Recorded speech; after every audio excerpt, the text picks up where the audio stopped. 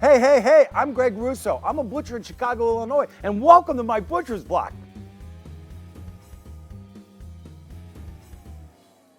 You know, back in the day, people actually looked forward to going to the food market. Nowadays, people getting food delivered to their house? Are you kidding me? People would stop at the produce stand, they would go to see the baker, but eventually you would have came to my shop. You know, the butcher would take a look at you, he sizes you up to see what you might need, and eventually he would sell you something. I love it when customers ask me questions. The butcher is like an atlas of knowledge of meat.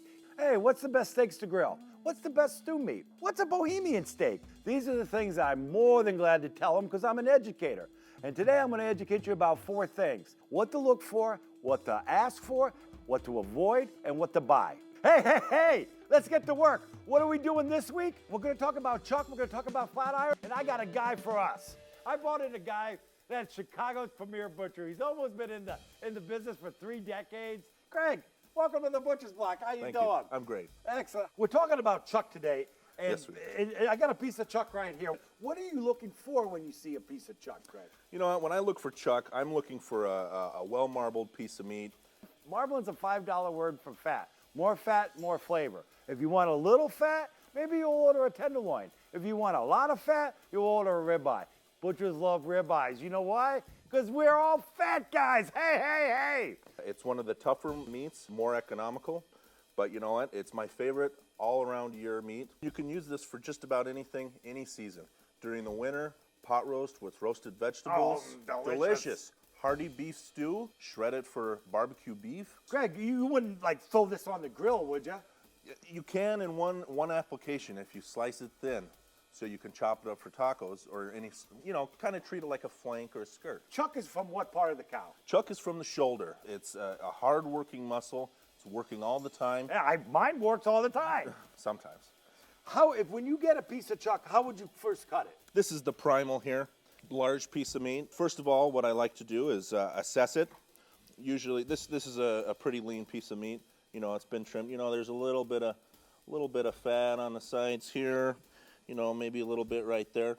But for the most part, it's all trimmed up and ready. First of all, I'm going to face it off. This will be used for your ground meats, your trims, stew meat, all that good stuff. And then I'm going to cut a nice big piece of roast. This is how I display my roasts in the counter. How important is a display to the meat case? Eye appeal is by appeal, Greg. Why is the flat iron called a flat iron, Greg? Well, because it's got a rectangular shape. You know, it looks almost like an iron that you'd use to iron clothes. That's fantastic. How many flat irons per chuck? There's 4. And how big are those flat irons going to be? About 8 to 12 ounces. Working with Greg, it's like an encyclopedia. He's an atlas to your world of meat.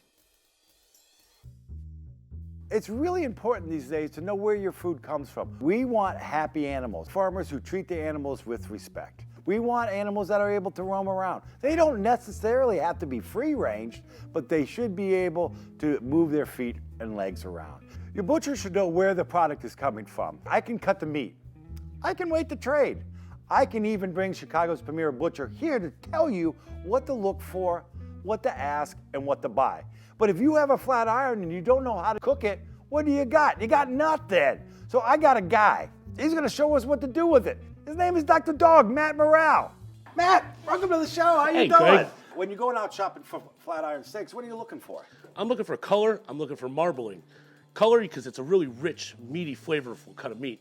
And you're looking for marbling that goes through the meat, the fat that runs through the meat, which is going to give you your flavor and your moisture. Matt, when you go shopping, how much are you paying for a flat iron? Typically, you're looking between $3.99 and $4.99 a pound. Wow. And at the restaurant, how much are you paying? You're typically going to pay around $17 to $19 for a flat How iron. big is that portion? Generally 6 to 8 ounces. Wow, so you can tell right there, there's value to be made in flat irons. You could pay $4.99 for a full pound, or you could pay $16, $17 for a half pound. Bam! Tip for you. If you see a restaurant using a piece of meat that you're not familiar with, hey, go ask your butcher about it. Because rest assured, if you know a restaurant is making money off that, you could be saving money on that. Well, how are we going to cook it today? Today, we're just going to get our pan super hot. We're going to hit it with this rub. What kind of spices are you going to put on it? Very easy. Simple as best. 4 ounces of salt, 4 ounces of porcini mushroom powder, 1 tablespoon black pepper, 1 tablespoon chili flake. We're just gonna put all those together real quick. Fantastic, because that's the quickest way you can get flavor into a meat is by dry rubbing it. Now we're gonna season this up. Excellent. So real easy, we're gonna take our dry rub there we just mixed up. We're gonna sprinkle it liberally on the steak. There's a lot of salt in here. You typically do not wanna leave it on there for more than an hour or two, or it could dry the steak out. Here we go. Pan, make sure our oil's nice and hot. No more than 2-3 minutes You aside. definitely don't want to overcook this. Absolutely not. Well, over medium, you're talking about eating shoe leather. Absolutely. You definitely do not want to do this over medium. One of the worst things that you can do with meat is overcooking it. Now, granted, there's people that love medium well, there's people that love well done. Willie, to get the most flavor of your steak, you should try to at least learn to start eating it medium. Even medium well if you have to. Because meat is meant to entice the taste buds and to enhance your whole dining experience. When you cook with high heat, you're charring the outsides of each side, so that locks in the juices, because you want every bite to taste like the first one. What kind of sides would you use with the flat iron, Matt? I would go really simple with either a rice, like a simple rice pilaf, with maybe some mushrooms in it, or a nice herb roasted potato. Really? Fantastic. Herb roasted, I'm telling you. Man, my mouth is watering as we speak right now. Can't get enough. Okay. Has a nice char right there. You can see the dry rub. You can smell those porcini mushrooms. Ooh, it's I'm going to amazing. tell you, porcini mushrooms really enhance the flavor of meat. Mushrooms and meat, bam, it tastes fantastic. Oh, brother.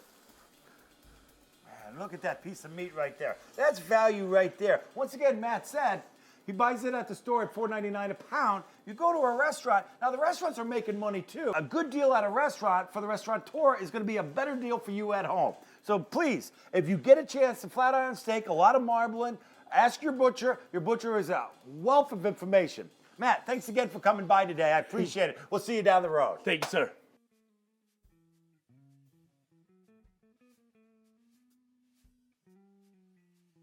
What is the difference between a porterhouse and a T-bone? Both of them come from the short loin of the cattle. Both have a large strip, New York strip on one side, and depending on if it's a T-bone or a porterhouse, the other side is a tenderloin.